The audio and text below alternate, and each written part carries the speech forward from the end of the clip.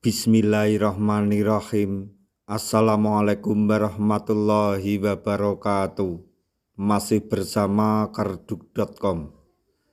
Pada video kali ini kami akan menyampaikan kabar bahagia untuk para tenaga honorer terkait dengan rekrutmen CASN dan pengangkatan tenaga honorer menjadi ASN di tahun 2024, yaitu akhirnya honorer K2 full senyum dipastikan menjadi P3K 2024 dengan kebijakan khusus ini. Untuk lebih detailnya silahkan simak video ini hingga akhir. Tapi sebelum kami lanjutkan, bagi rekan-rekan yang baru menemukan channel ini, tekan like dan subscribe-nya, dan juga tekan lonceng notifikasinya supaya nanti bisa mengetahui informasi terbaru terkait dengan rekrutmen CASN dan pengangkatan tenaga honorer menjadi ASN tahun 2024. Sekarang mari kita simak dan cermati penjelasan yang ada di video ini supaya nanti tidak gagal paham. Nasib honorer K2 dengan ijazah SD dan SMP masih menjadi PR pemerintah. Banyaknya honorer K2 yang belum bisa diangkat menjadi aparatur sipil negara atau ASN pada seleksi P3K 2023 lalu membuat mereka mempertanyakan nasib ke depannya.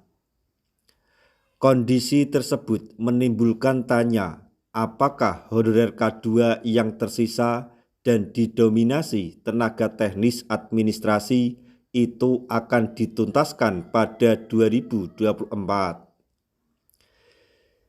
Di Kota Mataram, sebanyak 341 honorer telah diajukan untuk diangkat menjadi pegawai pemerintah dengan perjanjian kerja atau P3K. Mereka adalah bagian dari honorer K2 yang diusulkan untuk menjadi P3K melalui kebijakan khusus. Mayoritas dari mereka memiliki latar belakang pendidikan SD dan SMP sehingga kemungkinan besar akan kesulitan dalam mengikuti seleksi P3K 2024 dengan menggunakan tes CAT. Sekretaris Daerah atau Sekda Kota Mataram, Lalu Alwan Basri, mengungkapkan langkah ini merupakan bagian dari komitmen untuk memberikan kesempatan kepada honorer K2 untuk diangkat sebagai P3K. Dalam upaya mewujudkan komitmen tersebut, pemerintah Kota Mataram telah melakukan koordinasi dengan berbagai pihak untuk menemukan solusi atau sistem seleksi khusus bagi honorer K2 tersebut. Pemerintah Kota Mataram telah mengusulkan sebanyak 685 formasi calon pegawai negeri sipil atau CPNS dan P3K untuk tahun 2024 yang mencakup berbagai kebutuhan jabatan dan analisis beban kerja. Dari total formasi yang diusulkan, sebanyak 102 formasi disediakan untuk kebutuhan CPNS, sementara sisanya yaitu 583 formasi diperuntukkan bagi P3K. Adapun formasi P3K meliputi tenaga harian kontrak atau K2, tenaga harian kontrak guru dan tenaga kesehatan atau nakes.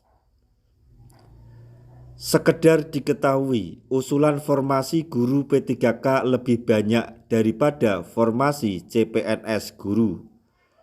Hal tersebut dilakukan untuk mengakomodasi sejumlah guru yang pensiun di Kota Mataram pada tahun 2024. Meskipun demikian, formasi CPNS guru juga tetap disediakan untuk lulusan baru sesuai dengan petunjuk dari kementerian terkait.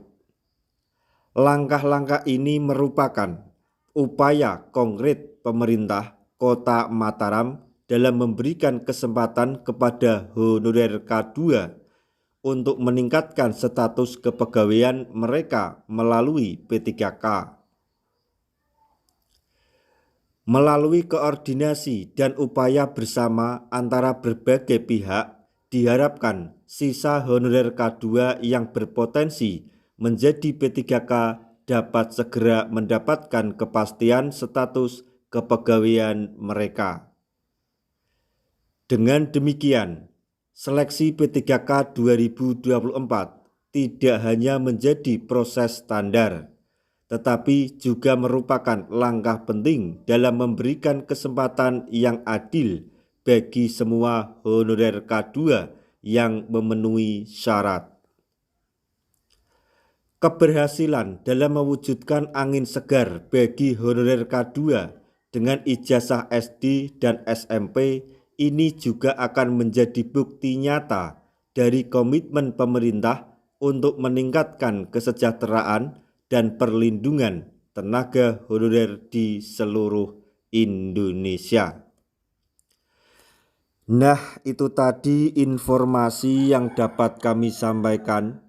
Informasi terkait dengan rekrutmen CASN dan pengangkatan tenaga honorer menjadi ASN di tahun 2024, yaitu akhirnya honorer K2 full senyum dipastikan bisa menjadi P3K 2024 dengan kebijakan khusus.